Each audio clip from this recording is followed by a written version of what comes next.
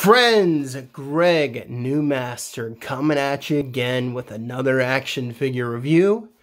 Today I have the mighty Star Wars Vintage Collection Haslab Razor Crest, and I'm so excited to have this. I pre-ordered it back in 2019, I think it was, when The Mandalorian Season 1 came out. And I'm so excited to have this. Mine arrived yesterday. Been busy with work, so didn't have time to review it yet. But there's a bunch of reviews online already. So what I'm going to do for you guys, and try and make this quick, is do my top 5 likes and my top 5 dislikes. Just to make this a quick review. And if you guys want a really in-depth review, I would suggest Bosk, Bosk's Bounty. He's phenomenal. Mad props to that guy. I love his reviews, and he just has that wonderful accent, which makes things always better when you have a really cool accent. So, that being said, if you like the video, please like and subscribe, and let's get into it. So, top 5 dislikes. Number 1 is the size, beauty, and paint job, which is the sculpt. You know, this thing is just beautiful. I mean, look at it. You can see the weathering and just all the wonderful details. It has all the little bells and whistles on it.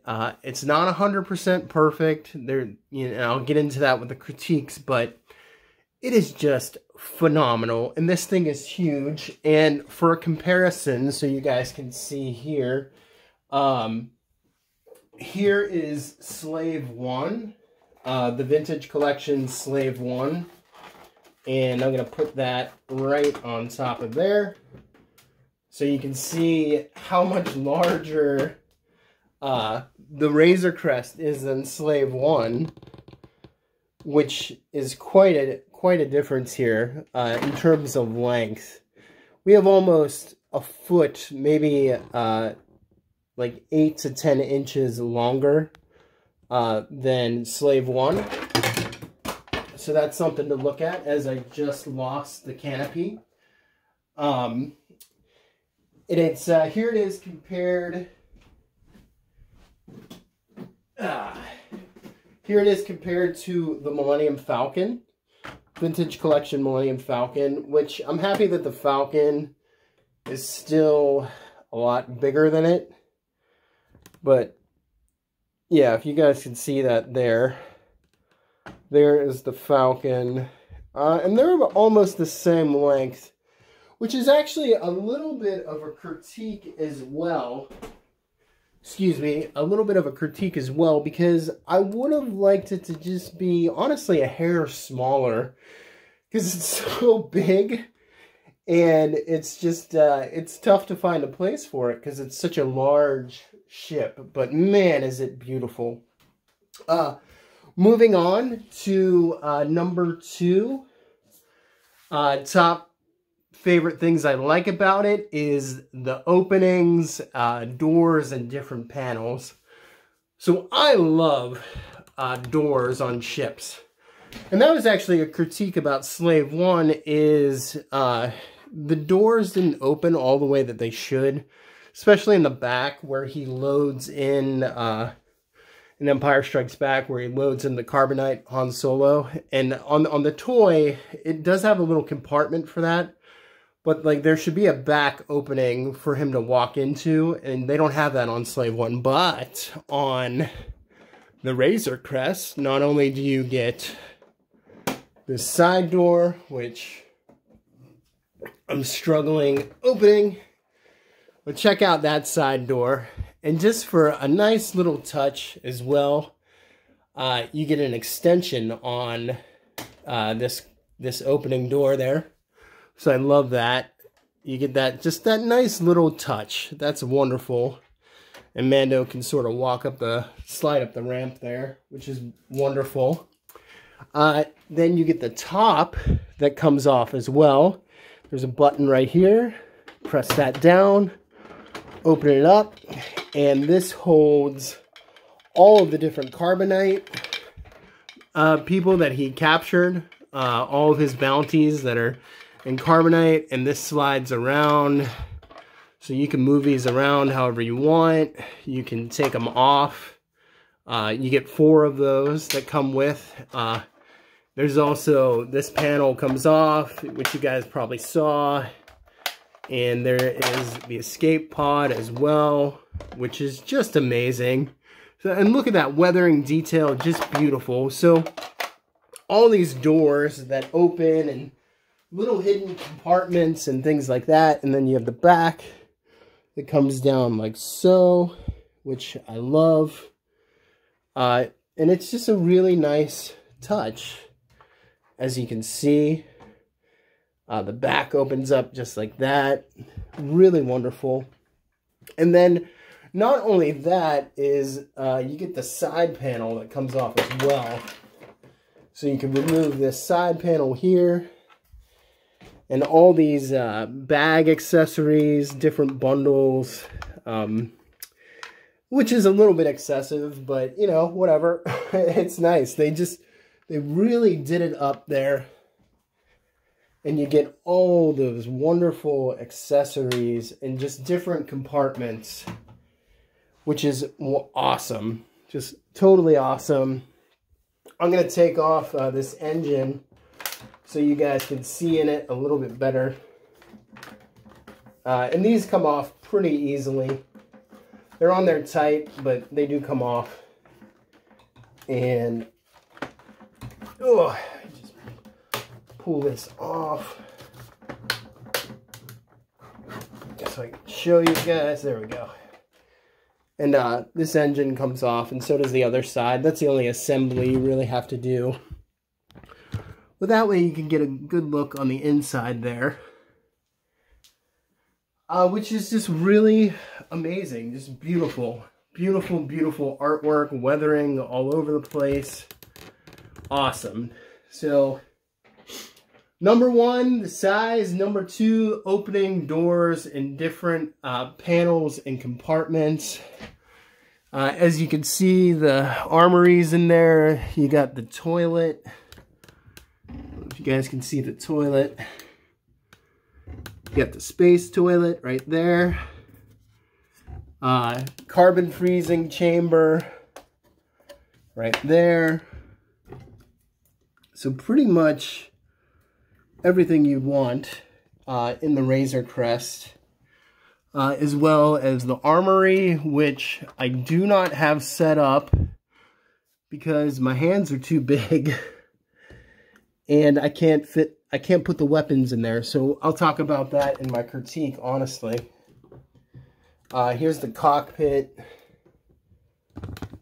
We're going to take a look at the cockpit real quick. Like I said, if you really want in-depth reviews, I would go to Bosk's.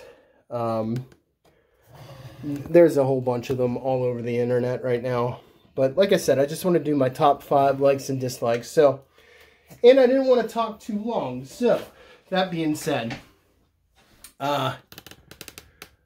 number 3 thing I love about this is the accessories. So, you get the 2 carded figures. You get Grogu in his pram. It's the metallic silver pram. Get the off-world Jawa. Probably would have wanted the Mithril instead, but that's fine. You get 1, 2, 3, 4, 5, 6, 7, 8, 9, 10, 11, 12, 13, 14, 15, 16 guns. You get all those guns for the armory, as well as 3 thermal detonators. You get this little, I don't know, it's like a little case that Baby Yoda can go in, and he goes in the back seat just like on the show. You get the Mando figure with the cloth cape. He did not come on a card. You get the typical, his blaster, his long rifle, and you get the jetpack. However, my jetpack is not painted. It's just like a plastic, so I think they went lazy with his jetpack here and didn't do the metallic Beskar paint sort of look. which was like, okay, that was kind of strange. And then in addition to that, the little accessories, you get all these packs here that you have to hang on the panel. That's loose. This is sculpted. That's loose, loose. So you get 1, 2, 3, 4, 5, 6, 7. I think 8. There's also another one on the inside there. And then this netting comes off if you want, but I'm not going to take it off for you. So accessories galore with this baby. Number 4, the thing I want to that I like the most is the extras, as I said, and that ties into the accessories. So like I said, you get the 2 carded figures, Baby Yoda, the Off-World Jawa, and you get Mando. And you get Mando with the cloth cape, so that's wonderful. I already talked about that. Number 5, top favorite thing about the Razor Crest is this hidden gun here, which is awesome. You can pull that panel off like so, and the gun pops up, and it only rotates, but that's really cool. And if you watch on the other videos, all sorts of panels are removable, so to me it's a little bit excessive with all the panels, but I'll get into that with the critiques. So on to that, let's talk about the critiques. So one of the critiques I have is I like the fact that you have the removable panels like so, but however, I would have preferred, honestly, you know, so take the front of the ship here. Here's the blasters, those rotate and move. There's a panel here that you can remove. Now, instead of removing this panel, I wish that this would have been hollow storage space underneath. I would have preferred this to be emptied and hollowed out. And I think they could have easily done that, especially with the size. That way, like, if there was a compartment here on the bottom, you could have stuck more figures in there. Sort of like how the Millennium Falcon has the hidden hatches. And you can do that sort of thing. I just love that part. And you know, I think most people collectors who get the ships, they like to store their figures in it anyhow. And don't get me wrong, there's tons of storage space on this baby.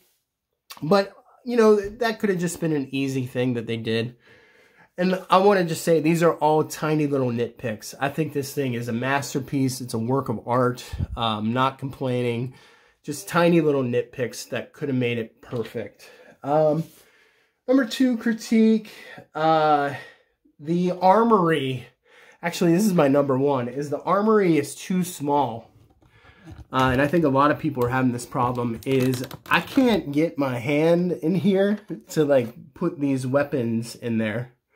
It's just my hands are gigantic, and I don't think they made this for children.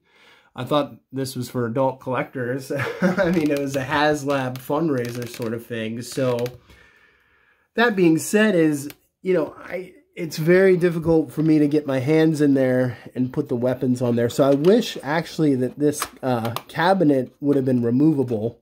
And it might be, and I just haven't figured it out yet. But if you could pull it out and then put all the weapons on it, that would have been a lot better.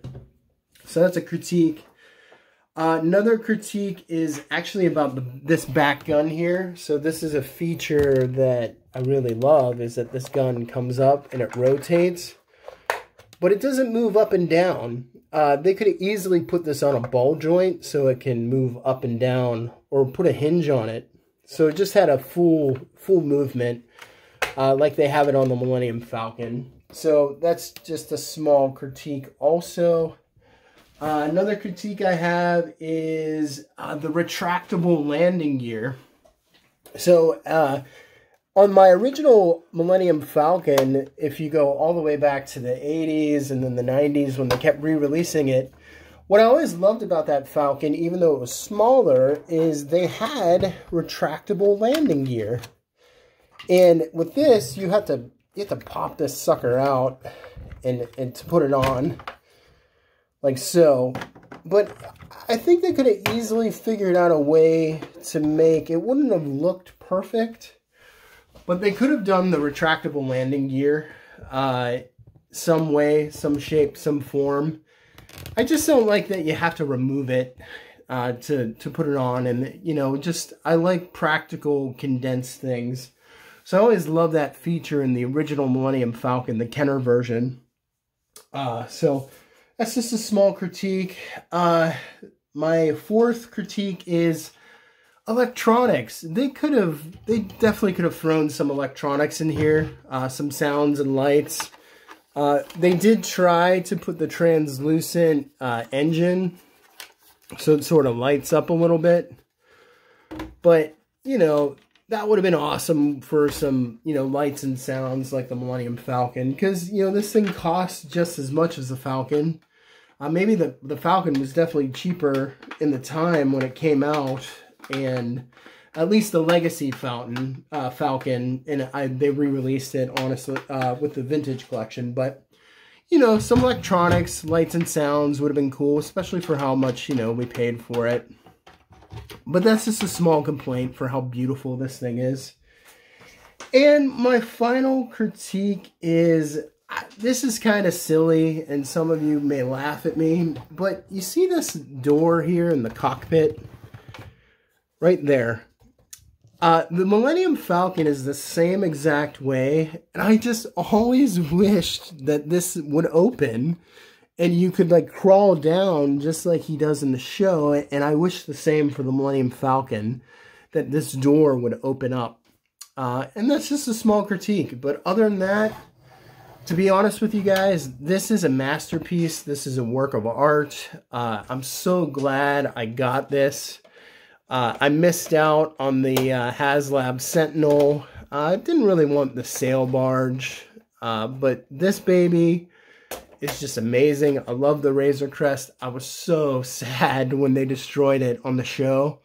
And I know he has the new Starfighter, but I'm hoping that he will eventually get a new Razor Crest that combines with the Starfighter, and he sort of has like a mega ship, so it's like the Razor Crest plus the mini Starfighter. That would be something.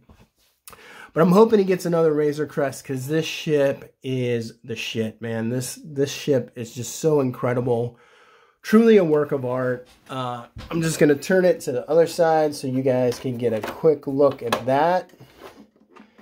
And this is the less dynamic side, of course. But, you know, here on this side, you can pop up the panels here, which is fine. It's like, you know, that's a nice feature. And I don't have long fingernails to pop this out, honestly. But all these panels come out. Just don't want to waste your time here. Yeah, I can't get the panels out, but you get the picture. Watch the other reviews. You can see that panels here, here, and here all come out. So it's very exciting. But anyhow, guys, this is one of the best starships you could ever buy. Highly recommend it if you love The Mandalorian. If you like the video, please like and subscribe, friends. Mando, the hope and savior of all of Star Wars. God bless you all. Peace.